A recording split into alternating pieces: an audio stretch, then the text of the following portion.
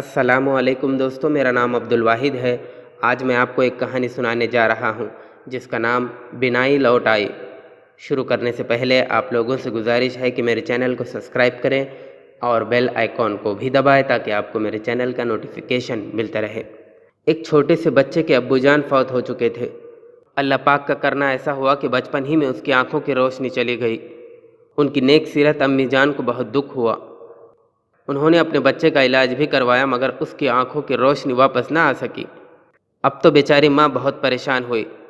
وہ اس صدمے سے روتی رہتی اور اللہ پاک کی بارگاہ میں اپنے بچے کی آنکھوں کی روشنی واپس آ جانے کی دعائیں کرتی رہتی۔ اللہ پاک کی رحمت جوش میں آئی اور اس نے اپنے نیک بندی پر رحم فرمایا۔ ہوا کچھ یوں کہ ایک رات سوتے میں قسمت کا ستارہ چمکا۔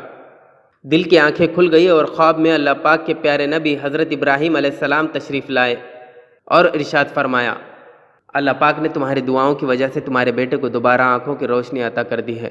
صبح اٹھ کر ماں نے جب اپنے نونہال یعنی ننھے منھے بیٹے کو دیکھا تو الحمدللہ اس کی آنکھیں روشن ہو چکی تھی۔ کیا آپ جانتے ہیں یہ خوش نصیب بچہ کون تھا؟ جی ہاں، یہ چھوٹا سا بچہ آگے چل کر بہت بڑا عالم و محدث بن کر دنیا میں ظاہر ہوا، جنہیں لوگ امام بخاری رحمۃ اللہ علیہ کے نام سے جانتے ہیں۔